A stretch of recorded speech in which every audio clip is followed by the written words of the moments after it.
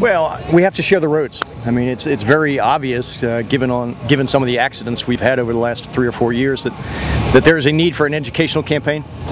We need to make vehicles and folks who are using our roads to understand that they've got to share the roads with bicyclists as well. It's the law. It's just common sense. We need to share the roads. You need to give bicyclists 3 feet clearance, and it just makes for a safer environment, because we want to encourage bicyclists and bicycling in our town, but we just got to make sure we do it safely. And the recent Urban Land Institute study, they talked about walkability, creating economic opportunity, advancing our quality of life in the city of Tampa and the region. Moving forward, when might we see a suggestion like that from ULI start to happen in Tampa? Well, we've already started. We are marking a number of the lanes as we go through and do traffic improvements, transportation improvements. As we widen roads, we are taking into account bicycle safety. We are adding bike lanes. We're adding markers to the road to indicate that motorists have an obligation to share the road with bicyclists. Walkability is part of livability, and livability is what attracts people to downtown environments. And so we need transportation options, but we need to encourage things that lessen our carbon footprint and also give people a reason to get out of the car, to walk, to get healthy, to ride their bike to work, and it makes a better city for all of us.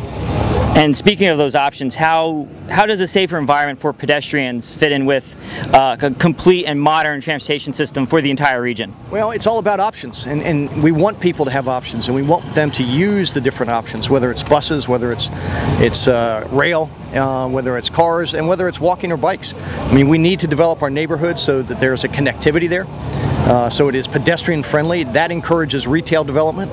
That encourages people to live, work, and play if they don't have to get in their car and drive 15 miles to get downtown.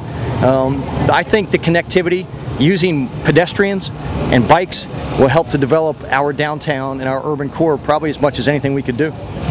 And what can people do to assist your efforts and the city's efforts to improve bicycle and pedestrian safety in the area? Well, I think the first thing they can do is get out and get on a bike. Not only is it heart healthy, it's great exercise. The more bikes that are using the roads, the more the motorists will be aware of the need to protect bikes and to be careful about bikes and to always be looking out for bicyclists. It will encourage our urban neighborhoods to grow and develop.